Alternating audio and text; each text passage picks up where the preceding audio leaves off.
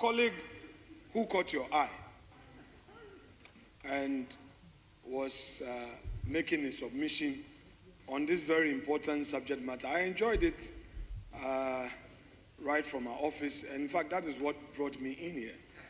Mr. Speaker, I think that one of the things we must always do is to complement one another and to be measured in language use. We all make mistakes sometimes. We don't always command the grammar and control it. But Mr. Speaker, I would want to encourage my respected colleague, who is also a first timer, we all learn it. You don't say you've observed somebody out of the lot making an honest, there's a way. You see, Mr. Speaker, if some of the young ladies don't have the resilience, they must be quiet. If you start to talk when your leader is on his feet, and then people come after you, then you'll be crying. Mr.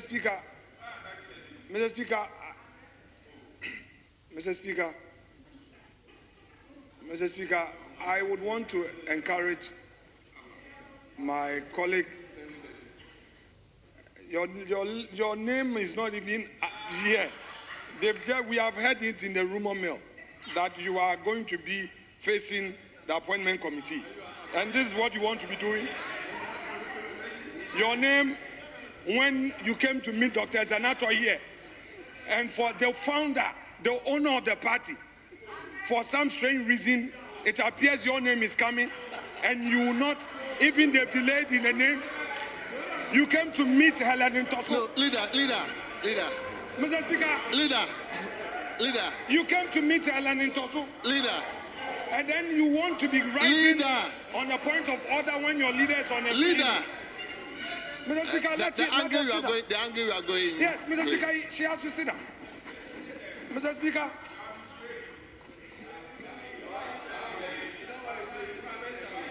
The rules of this House, Mr. Speaker, in particular, Order 123. Mr. Speaker, I want the member to pay due regard to this. It is titled Content of Speech. Content of Speech. I won't belabor, but it is admonishing all of us to avoid the use of offensive, abusive, insulting, blasphemous, or unbecoming words. So, honorable colleague, please make your comments.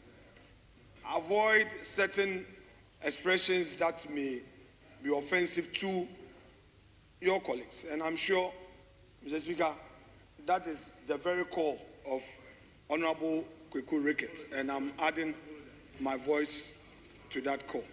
Mr. Speaker, that said, I would want to resume my seat for the member to proceed with his own comment. Thank you. Dr. Erikafu, Mr. Speaker, for bringing this statement to the fore for all of us to make comments upon. Mr. Speaker, this 5-page document which you read, I've had the opportunity of going through it, and I must admit that it's taking him a great deal of industry to produce this, and I would want to commend him and add my voice to earlier speakers who encouraged other committee leaders to, from time to time, come up with statements regarding their sector. It's good for us as a house to discuss some of these things from time to time. Mr. Speaker, let me set off by way of my comments with a quote from him at the last page of his statement, the last but one paragraph. Quote, Mr. Speaker, due to the current performance of the economy, the Switzerland government has awarded a grant of $77 million to support the development of a resilient and forward-looking economy of Ghana. Switzerland has pledged its support to Ghana through economy, trade, governance, democracy, peace and security, environment and climate change, as well as sustainable development, end quote. Mr. Speaker, whilst the issue of $77 million grant is a fact, my question is, how did the Swiss government generate this wealth? Through taxes. Can we do the same so that we don't depend on them for said grants? Because even if it's a grant, it's not for free. You still have to pay. So, Mr. Speaker, the world has gotten to a stage where many countries are now looking at supporting their own citizens rather than engaging in external financial support to countries that may depend on them for budgetary support. Mr. Speaker, it is true that certain statistics are showing some positive signs. My concern is how to sustain these positive data that we are seeing. How do we sustain them? Mr. Speaker, one, as a country, we must change our attitude. We have a huge attitudinal deficit. Many of our compatriots, when they benefit from initiatives of government, they see it as a freebie.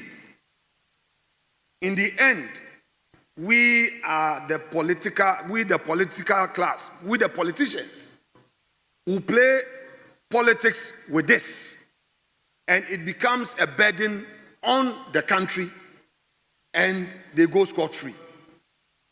The time has come, in my very humble view, for us to ensure a national dialogue, to chart a new path, and begin a new conversation that would help change the attitude of the very people who elect us into this chamber. Mr. Speaker, if as political leaders we don't come together to identify the areas of the economy that affect the very foundation of our country, trust me, our democracy may not be there for us to benefit from. The attitude of our own people must change. Mr. Speaker, I am not shy to cite some examples of interventions by government that have gone waste. Let's go back to President Rawlings, Poverty Alleviation Fund. Those who benefited, did they pay? Kufuor came, he continued. Kufuor started Maslock.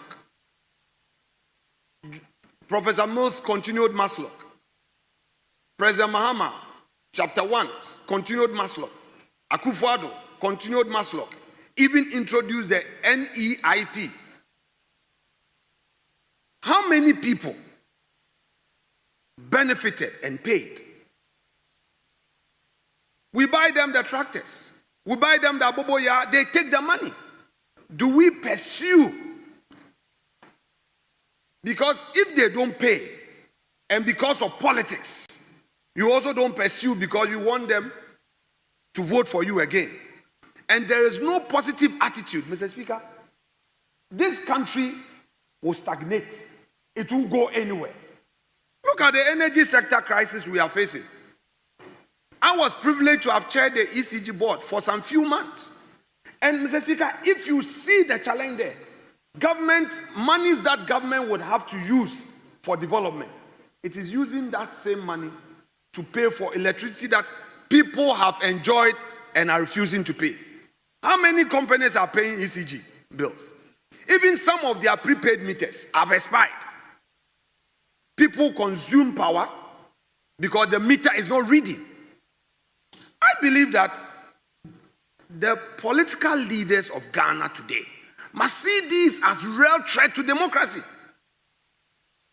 Because looking at the trend in global politics, nobody is ready to bring you tax money to develop your country when you yourself, you can deal with some inefficiencies in your system.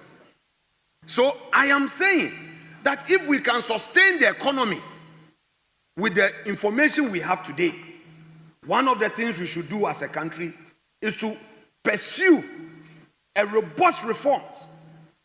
For instance, in the energy sector, particularly ECG, so that all leakages are addressed. Then people will not push government to say, okay, the only way is to tax the people. Then that becomes also politics. Is that what we want? Mr. Speaker, let us change our attitude on some of these things. Mr. Speaker, Galamsey. Mr. Speaker, until we begin a national dialogue, beginning in this very chamber, that NDC MPP understand that Galamsey is a threat to our very existence, so that we communicate that with one voice to our people. Mr. Speaker, we will be pretending to be solving the problem. Every election cycle, somebody will say, oh, I will do this to win votes. Soon thereafter, it will come and hunt us. Our side will not be to obstruct government. Our side is ready to constructively critique, but also to sit on the table with the government and say, look, these are national issues. The West Africa South region is melting because they took some of these things for granted. Ghana, perhaps, is the only serious democracy standing. But we have these challenges there. Mr. Speaker, if we don't deal with this Galamsey thing, money is getting into the hands of people. People are destroying the environment. In the long run, it is this same economy that it would affect. How do you sustain your economy when some environmental factors are affecting the very economy, and then it is hand to mouth? Mr. Speaker, look at the issue of crop production, food. If I read this story, the statement is talking about some economic gains. But indeed, the poor farmer in Boko, the poor farmer in Hamle, the poor farmer in Jenjazi in Efutu, the poor farmer in Hohoi, are they getting the needed support? Mr. Speaker, it is when we invest in agriculture that we can sustain an economy with. But if you are not investing in these areas, then we are talking about some 6-month successes. Then after, everything comes to square one, and then we go back to IMF begging. Today, the drip machines that are supposed to be, for instance, Mr. Speaker, for our roads, some people are using it for Galamsey, and there is no authority to even reprimand. There's impunity, because they come and tell us that I voted for you, so allow me to do whatever. Mr. Speaker, no. Mr. Speaker, what is the strength, what is the authority of the Ghanaian politician? Mr. Speaker, I am happy that government intends to roll out a lot of incentives to support the private sector, including this Akokon Ketenkete thing. But Mr. Speaker, my question is, what support systems have we put in place to ensure that these investments, when they go, they come? That should be the focus of the discussion if we are talking about our economy. If we are talking about economy, Ghanaian politicians, we shouldn't allow things to implode. It may be too quicker than we expect. It can just be one morning, and the very people that we failed to discuss the challenges with will say you have failed. Mr. Speaker, look at the turnout. Look at the turnout in elections. 2024, a whole Greater Accra, where we do a lot of the political activism, 55% turnout. It should tell you that the people are beginning to get fed up. They are getting fed up with us to say that, hey, you guys, what are you doing? We no more can trust you. Look at even the Ablekuma.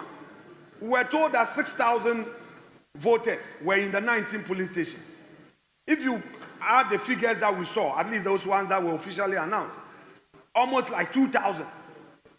What it means that just around 35% decided to come out and vote with all the noise.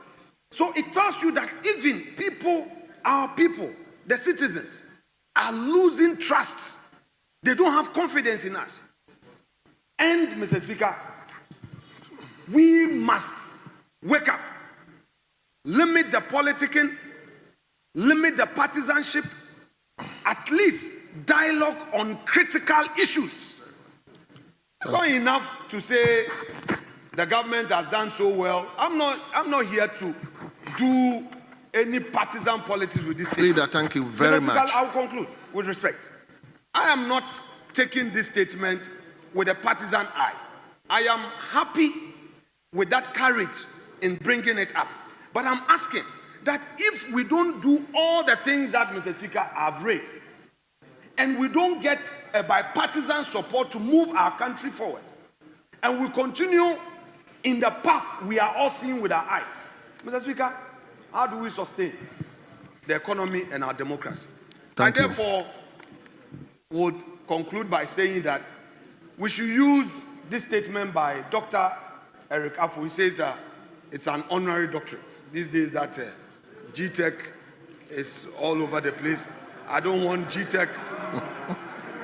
Mr. Speaker, I inquired from him. He's my friend. So I first asked, bro, is this an honorary? He said, yes, honorary. So, Mr. Speaker, our respected colleague, Dr. Eric Mafo, honorary doctorate. Mr. Speaker, he is the chair of the Economy Committee of Parliament. Thank you. Mr. Speaker, I'm being corrected. I like to be corrected. My colleagues behind are saying that if it is honorary, I cannot say doctor. So I should just say Eric Afo. Honorary. No. So how then does he take? No, Mr. Speaker. Mr. Speaker, I don't want controversy. No, but it's an honorary doctorate. So if it's an honorary doctorate, you can't use the title. Well, honorary doctorate degree.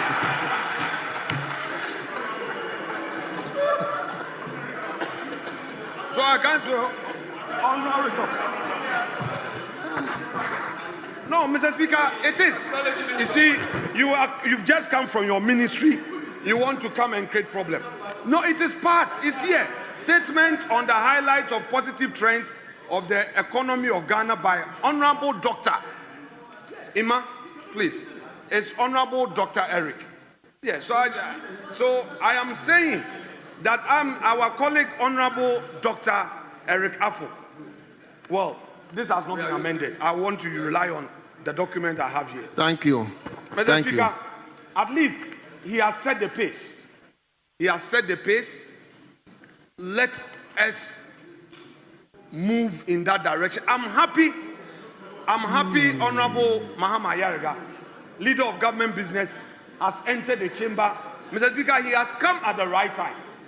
And I would want to invite him to begin that national dialogue in this very house. He should start it. We will support him. Because, Mr. Speaker, there are security issues that affect our country. There are key areas that if with one voice we educate our people, we talk to them, we rationalize. It's not about NDC, MPP. It's about the system that we are all running. If we come together, thank you, Mr. Speaker, Ghana would benefit. Thank you so much. Thank you so much, Mr. Speaker, for the opportunity. Dr. Eric Afo. Thank you so much too. Yes, majority leadership.